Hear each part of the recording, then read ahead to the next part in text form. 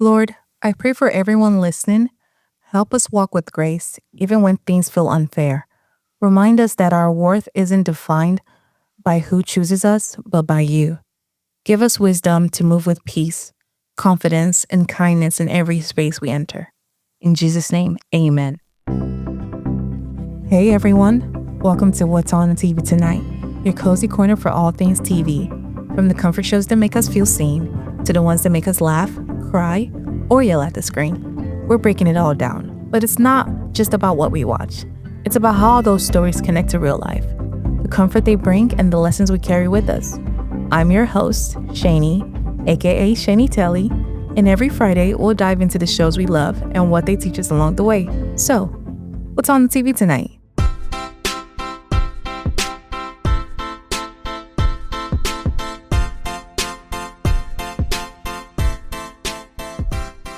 Hello, and welcome to the podcast. Welcome to What's on the TV Tonight, a SeniTelly podcast. How's everyone doing? How's your day going? How's your morning going? How's your week going? I feel like it's been ages. Well, it's been like 2 weeks, but still, that feels so long.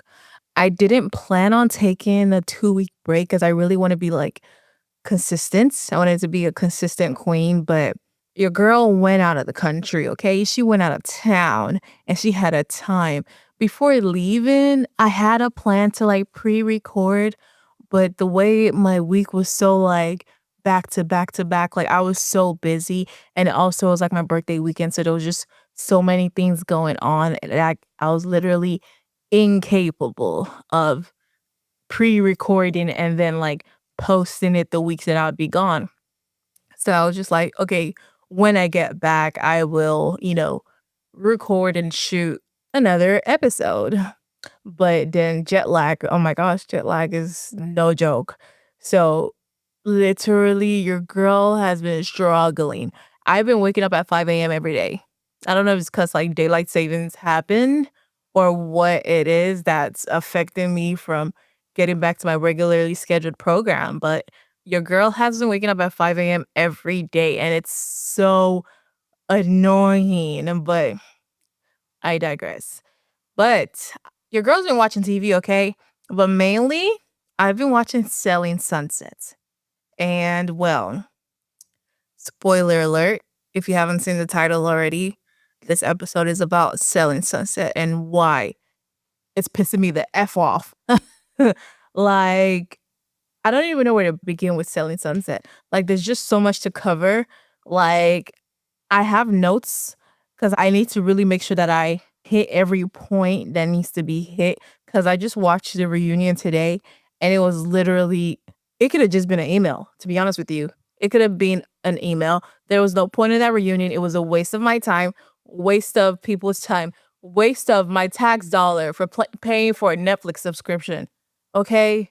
Like, so pissed, so annoyed by that reunion. Like, what was the point of that reunion? But before I even get into that disgrace of a reunion, let's actually really tap into what the heck Selling Sunset is and why it got me so pressed. Selling Sunset is a reality show on Netflix, and it's mainly about women in this brokerage selling houses in LA. I think it covers about like, there are too many to count how many women they are, but like it's a bunch of women there, and it's just essentially this one black girl, Chelsea, and then there's a biracial lady, Amanza, but even she, I feel like, forgets that she's biracial, to be honest with you, the way she be moving, but that's for another day. But it's mainly about these ladies and these two guys, Jason and Brett, selling houses in California, in LA. This season 9, this show has been going on for 9 seasons now. And I kid you not, this season 9 has been the worst season of Selling Sunset. And that's saying a lot just because of the fact that the past seasons have been horrible as well. But this one just by far takes the cake for me. Like, I can't believe I sat down and watched 10 episodes of this crap, to be honest. I can't believe I sat down and actually tuned into this disgrace of a season. Like, I don't even know where to start because I'm so annoyed with the episode, with the seasons. But this one really takes the cake. And I want to start with Mary. I really want to start with Mary. Mary, she's been there since season 1. She's super close with the twins, Jason and Brett. She dated Jason, and I guess she's one of their top sellers in terms of, I guess, being the best one to close or whatever, to the point like they trusted her to be a manager. But honestly, she's not even a manager, to be honest. She like has no manager experience whatsoever, in my opinion. She does not know how to manage nothing. And I just personally feel like Mary is a waste of space on the show. And this season really just solidified that for me. It really solidified that like her time has come to leave the show. And personally, if Netflix doesn't do something about her, I'm not watching. Honestly, I'm already not gonna watch next season just because of the way this season played out. I'm just not even bothering to tune in next season because the way Mary displayed herself this season, like I'm literally appalled. I've never been so upset at someone on a reality show. Literally, like me, I could care less. But this one made me so mad. And I'm gonna tell you why it made me so mad. Okay? There's this lady, Chelsea. Chelsea is the only black girl there. And the issue with Mary and Chelsea started in season 8, where Mary complained to Jason and Brett about Chelsea's outfits and how it was like super short and inappropriate. Mind you, that brokerage has no dress code. They literally dress like they're going to the club every day. So the fact that because Chelsea wore some shorts, Mary felt like it was unprofessional. Mind you, Mary is one worse. So that's where the issue really started. And I just don't get why it would even be an issue when all the other girls dress literally unprofessional. This season, Mary's house gets robbed. Chelsea doesn't like her. Chelsea and her have issues because of that whole dress code situation. But Chelsea, being the nice person that she is, sends flowers to Mary, and Mary takes that as disrespect and as fake because the fact that the flowers so happened to be delivered when she was filming. Mary, who is tracking when you are filming? How is Chelsea supposed to know when you are filming? She ordered flowers and they got delivered. If anything, your grievance should be with UPS for delivering the flowers coincidentally when you were filming. And the thing that gets me is that when the flowers came, she was like, "Oh my gosh, oh, these are so beautiful and so sweet. Oh my gosh, oh, I love flowers." And as soon as she saw Chelsea's name on that card, it was a whole 180. And I was like, what? What? And then this is where it brings me to Bree. Bree is one of Nick Cannon's 12,000 baby mamas. She was there. That one doesn't like Chelsea, which I still don't understand because Chelsea was just being honest with her about the fact that her relationship with Nick is literally insane. And the fact that she's so comfortable to be baby mama 10,000 with the 10,000th child. Like, Chelsea was just calling it out for what it is and what we were saying as the public. Bree was there, egged Mary on, and then threw the flowers in the trash. My thing is, damned if she does, damned if she doesn't. It's like Chelsea cannot win. And it's just so upsetting to literally see that play out on the show and no one having Chelsea's back. The only person I would say even came close to having Chelsea's back would be Chrishell. And I really do appreciate that about Chrishell. She stood 10 toes down behind Chelsea. But to see Mary then weaponize her white women tears to tell Jason that something needs to be done and how she can't be in the same area with Chelsea, all because of a flower. And then Jason, obviously being so madly in love with Mary, was like, yes, something needs to be done. So my thing is, producers, Selling Sunset, Netflix, what are we doing here? What are we doing here? Like, what is this show at this point? If you're going to have people like Mary dictate how the show should be ran, people like Mary dictate who should be on the show, what are we doing here? Because there's no reason why Chelsea should be backed up in a corner. There's no reason why Chelsea should be painted as the bad guy. Like, it literally makes no sense. And the thing that's pissing me off the most also is that there was a scene where they're at the dinner and Mary called out Chelsea and said that how the whole flower thing was fake. And then Chelsea tried to explain to her, like, girl, I don't need camera time to prove anything. I sent those flowers out of the kindness of my heart and nothing else. And then Mary tried to discredit her. She did not care for Chelsea's explanation whatsoever. And the thing with that scene is that Jason started to like yell for them to cut the cameras because Mary was getting upset and Mary walked off. And my thing is that, who is Mary? She's not the star of the show. If anything, the star of the show is literally Chrishell and Chelsea. They make the show. Every other person, literally background character. Like, background character adds no value. Do not know what Amanza's doing there. I don't know what Alanna's doing there. I don't know what's the other babe's name? The one that just came. So Sandra, I think Sofia Vergara's cousin. What she's doing there. Do not see her point in that show at all. So it's the fact that they try to dictate how the show should be ran. And my thing is, and what I'm reading on Twitter, is that the finale, first of all, was horrible. And I was wondering why it was so choppy, just to find out that the finale that they showed us was not the actual finale that we were meant to see. Apparently, Jason and Mary did fire Chelsea, all because of this flower situation. And Chelsea called them out on that and said, this is racist. You guys are literally racist. The microaggressions from Mary, first of all, is insane. And so she called them out on that. And then Jason threatened to cancel the show and to cancel his other show, Selling the OC, if the producers were to ever air that. So they literally cut filming. And I believe it because of the fact that Jason displayed that during that dinner scene when Mary got upset about the whole flower situation and walked away. So I know he was prone to definitely tell the producers to cut the cameras and stop filming. I know for a fact that he did that. And so the fact that Chelsea has no one to back her up, and the fact that she gets fired for what? Being a kind person?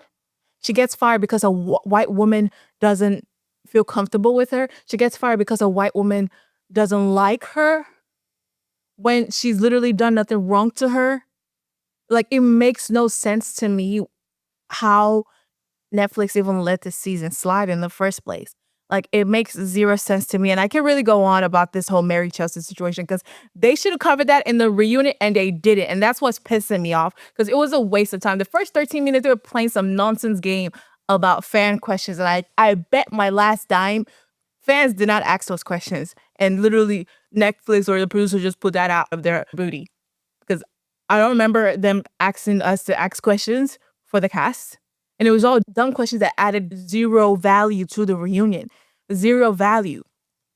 So it's the fact that, and then the host, don't get me started on the host. The host did not address nothing, did not know how to mediate or even control the situation whatsoever. There was a whole spout with Chrishell and Bree.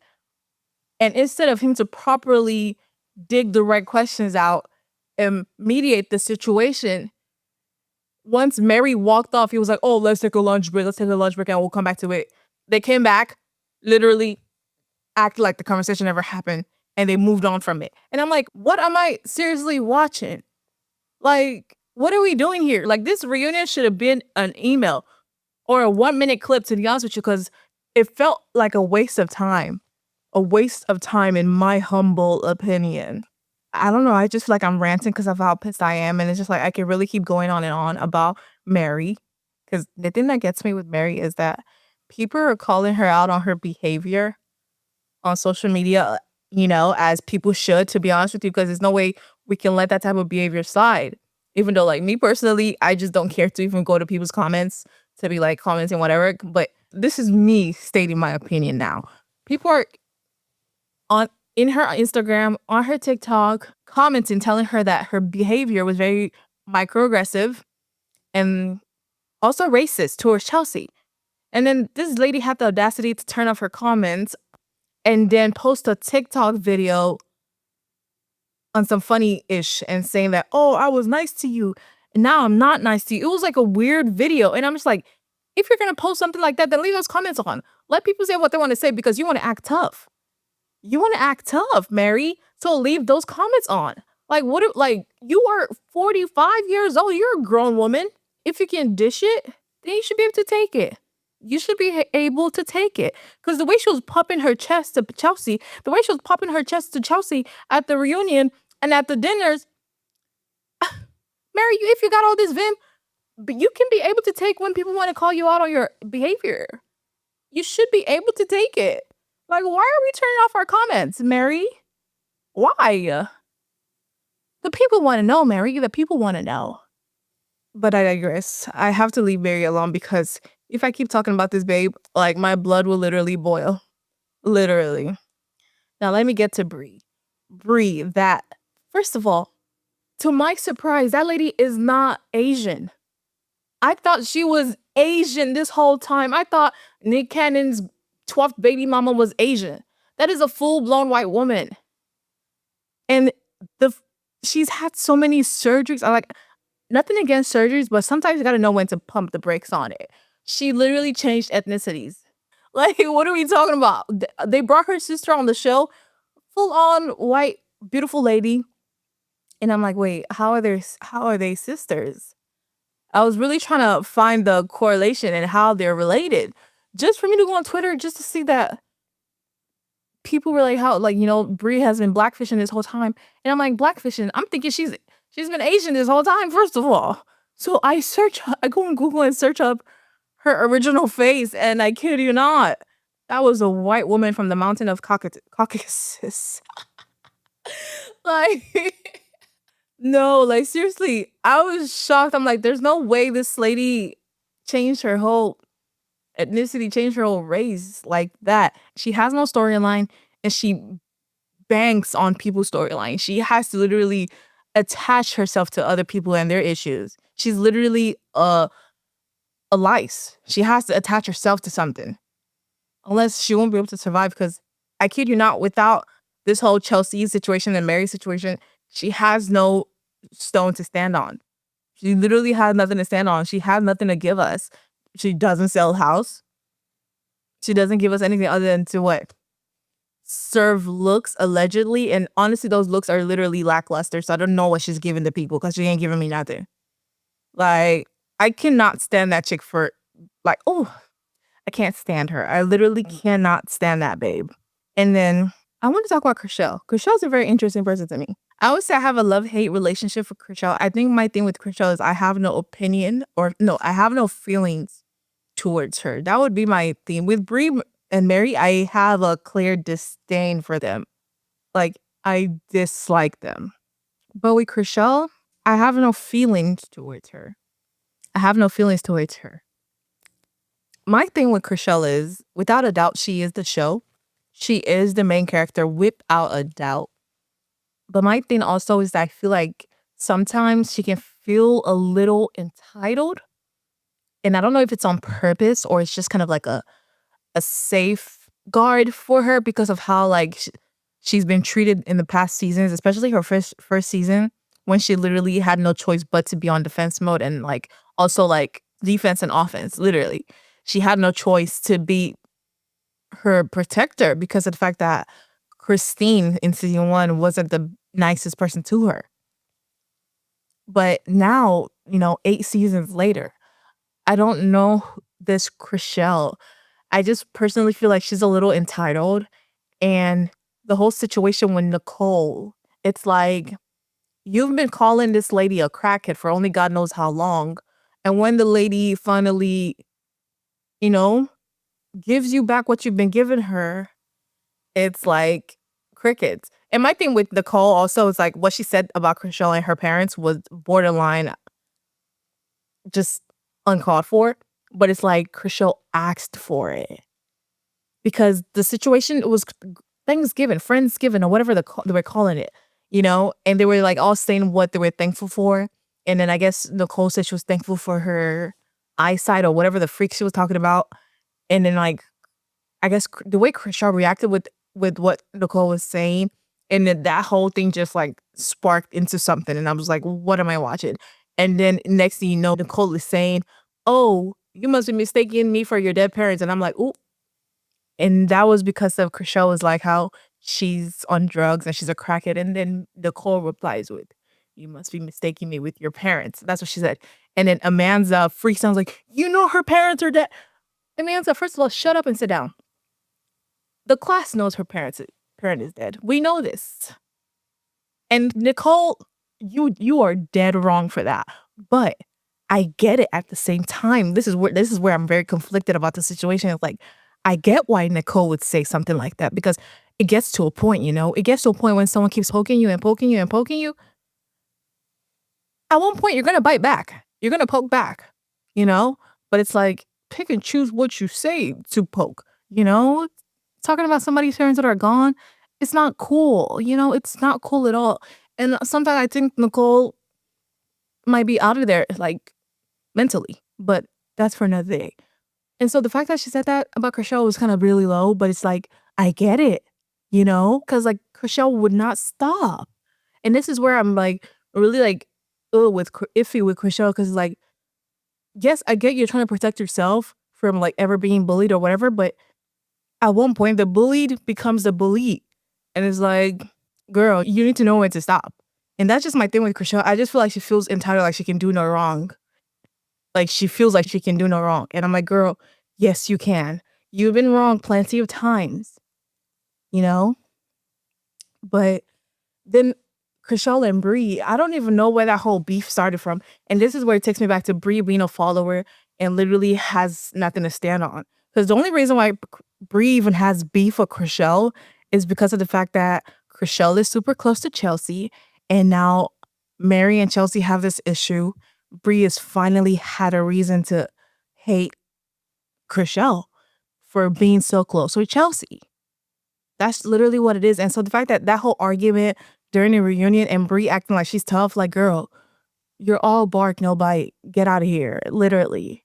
And I like the fact that Chrishell is able to stand her ground. I just hate the fact that the host didn't dig more into that whole spat because there was something that we could have really like figured out there. Like, why does Bree hate Chrishell so much? But they didn't even dig into that. And this is why I feel like the reunion was very choppy because they probably were trying to like make sure they don't cover that whole Mary and Chelsea situation. That's my thing. I really feel like Jason and Brett, especially Jason, was really trying to like dictate what is discussed on the at that reunion. And it's like, why? You're literally, yeah, I guess he's an executive producer, but you're not the boss. I think that there's still a higher up producer that has the say in these things. So it's the fact that he was able to control the narrative just pisses me off. But yeah, Chrishell, and then we have Chrishell and Emma. And this is where I'm also very like, I get Chrishell, I get her, but then it's like I don't get her at the same time. But in the case with Emma, I get her.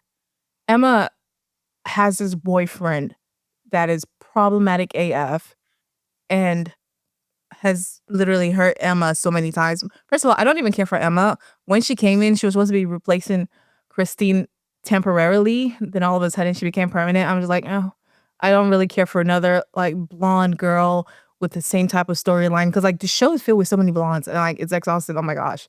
Like at the time when Emma came, I was like, whoa, how many blondes are there?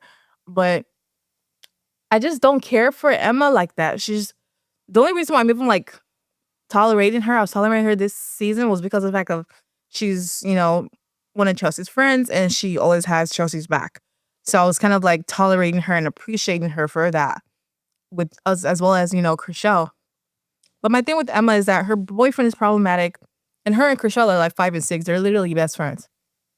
And Chrishell's always been there for Emma every time the guy would hurt her. But I guess it gets to a point because it's really like if you're constantly like picking your friend up after her partner has constantly put her down, it gets to a point where you get tired. And so I guess Chrishell finds out things that the boyfriend said that are very highly problematic. And she's constantly told Emma that this guy is not a good guy, but Emma does not want to listen. So of course, Chrishell steps back. She doesn't want to be part of that. And well, I guess Chrishell takes it to the internet and airs out the issue with Emma's boyfriend and how I guess she commented and said that he's MAGA. Emma didn't care for that, and Emma started crying. The fact that Chrishell aired her business and it was like all over blogs and stuff. My thing is, Emma, why would you surround yourself with someone that doesn't even have the same values as you and literally goes against everything your best friend who is queer and your other best friend as a Black woman? Why would you want to be with someone like that? And I think that was Chrishell's thing. Is like, why would you want to be with someone that literally does not like me? You know? But Emma was just not getting it. And it really hurt because it's like, damn, they were so close. And to see them be so far apart because of this man, it was sad to see. Even though I don't care for Emma, it was still sad to see her relationship with Chrishell be fractured. Not even like it's literally broken. So I don't know how they're gonna mend it, but I really hope they do mend it and fix it because like no man should ever come between you and your friend. Like no, it's like it should be in the like it's the book of law. Like do not let man affect your friendship. Simple. But hope they fix it.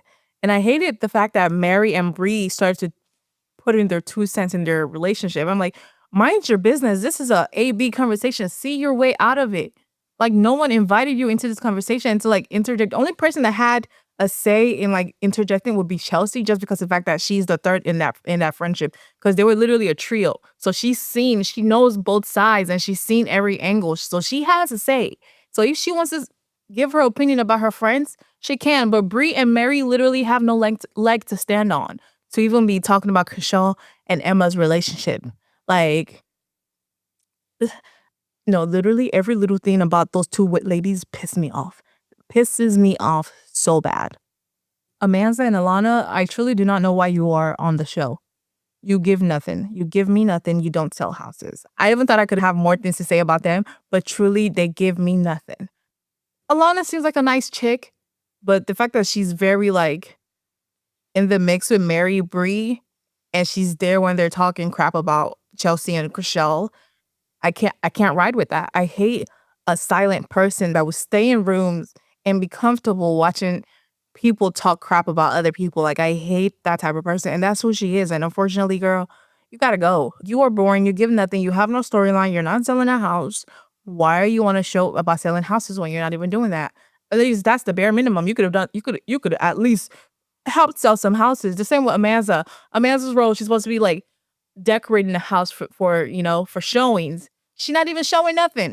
She's not decorating nothing. Like, Amanza, what are we doing? Like, you're giving, and the fact that Amanza told a bold-faced lie about Nicole on the show and then later admit at the reunion that it was lies. Like, Amanza, what purpose are you trying to serve here? Were you grasping at straws, making lies about Nicole, and then turning back to say, oh, wait, I actually didn't see her take drugs? Like, I don't get Amanza whatsoever and what she's doing. I think she probably made up that lie about Nicole just to have a smidge of a storyline. And even then, it went nowhere. But honestly, I feel like if I continue with this show, we're going to be here all night. And it's like, I need to leave Selling Sunset behind me. And the tragic part about it, I know I'm about to go watch Selling the OC. Like, and that one pisses me off even more. And it is that they're messy. And it's like, I love mess. I gravitate towards it. And I hate that. Because I'm saying I won't watch Selling Sunset ever again. But I promise you, if Chelsea is on season 10, I will be sad.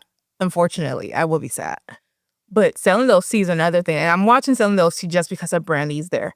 I want to support Brandy and just see how she is. And the fact that in the reunion, they brought the cast of Selling the OC and they spent like a good 5 minutes or 10 minutes on them, and their new season felt like a waste as well. Cause like, why are you showing me Selling the OC on Selling the Sunset or Selling Sunset? Like, you're wasting valuable time where we could be talking about good stuff. The reunion did not need to even happen. Like, it reunited nothing. Literally. Just waste. And then we have Sandra, the new girl. And I feel like she's just there to literally stir the pot, because half of the things that she would even discuss made no sense. All of a sudden, she said Chrishell has an issue with her. I'm like, girl, where did that come from? That was literally out of your booty. Like, where did that come from? That was so random. And I'm like, girl, why are you here? I guess she got, and mind you, she doesn't even have a real estate license. Like, so you can't even sell a house. You're just there for vibes.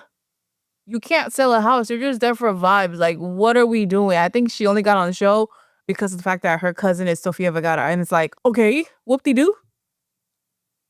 But she just loves to stare at the pot, and it just doesn't make sense to me. Look at Chelsea taking her to a showing to show her how it's done to be a realtor.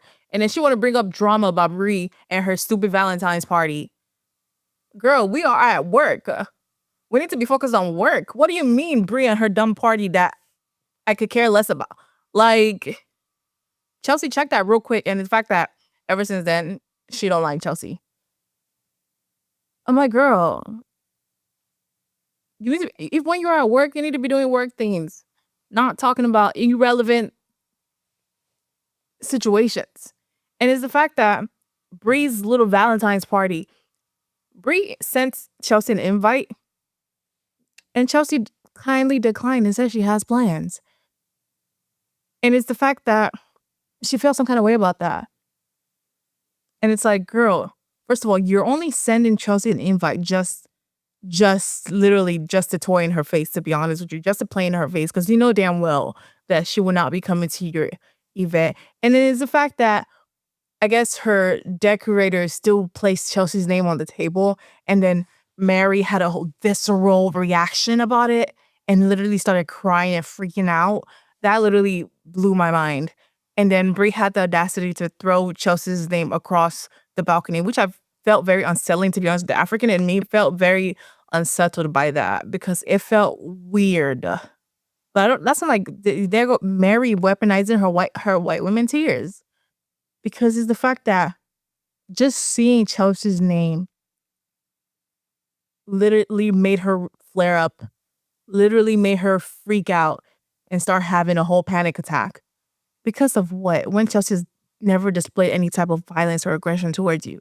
Like, that's on like the microaggressions, the literal racism is what it is. And I personally feel like Netflix needs to do something about this.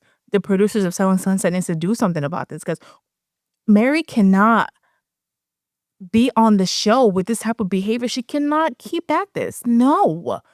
There's something needs to be done about that babe. She gotta go. She needs to be fired from the show. If anyone needs to be fired from the show, it's Mary. She has ran her course on this show. Like, for me, with Mary, the storyline has ran stale, and she gotta go. She's literally digging out of her ass, excuse my language, to find something to talk about. Literally, every little thing about Mary vexes me. So sorry if I'm a little too passionate about this, okay? No vex. But honestly, let me just... That's how I feel about Selling Sunset this season, okay? That is how I feel about Selling Sunset. And unfortunately, I would not recommend this to be watched. I would say just to take it, as I've said, and move on with your day. Don't even be curious about click and play on the show. I think it's a waste of time. And, well, if you do not want to see people being bullies and just picking one target to attack, do not even bother with this show, I would say. Do not bother with Selling Sunset, in my humble opinion. Well, that's it for Telly Talk, okay? Now, let's transition into something more lighthearted. Remote control. What has Shani been watching, okay? Shani's been watching Nobody Wants This. I've also been watching Love is Blind, which is another one I really want to get into with Love is Blind, because this past season, huge question mark, okay? Huge question mark. And personally, I feel like Netflix might need to go back to the drawing board with Love is Blind, but that's for another day. And then Nobody Wants This. So far, I don't know, it's kind of been a struggle watching it. I'm on episode 3. And when season 1 came out, I watched it like bam, bam, bam, because I was so hooked on it. Like, I loved it so much. It was just so sweet and just cutesy. But for some reason with season 2, it's feeling a little bit like a drag, but I'm like, "Okay, maybe it's because I haven't really, like, been locked in and focused on the episodes." But I don't know, from so far, it just felt very draggy.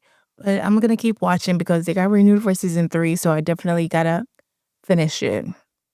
But I've just been watching those shows and obviously Selling Sunset. But yeah, that's really what has been on the TV for me, and then, like, simultaneously watching As If the Stars.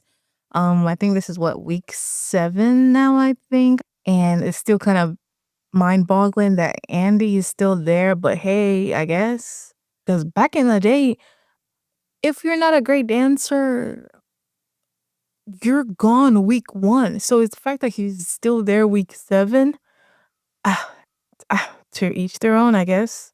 To each their own. But my takeaway from this episode, okay? My takeaway would be you have to pick a show that will give you peace, okay? Pick a show that will give you peace, because I promise you, I low-key regret click and play on Selling Sunset just because of how much it pisses me off. But then it's like, it's a guilty pleasure. But my takeaway really is Netflix, I beg of you to fire Mary. Literally, fire that woman. She's tanking you. She will take you guys down because people are literally like outraged. People are upset and are threatening to not watch Netflix anymore after this. Literally. And threatening to never watch Sunset if they fire Josie. So, Netflix, do with that what you may. Well, that brings us to the end of this episode. Thank you guys for coming back and click and play on what's on the TV. I really appreciate it. And make sure you check out what's on the TV pod on TikTok and SeniTelly on TikTok, because that's really where I'm unhinged. And also check out SeniTelly on Instagram and Twitter. I'm very unhinged on there as well. And catch you guys next week. Okay? So have a great day and have a good night whenever you're listening to this. Bye.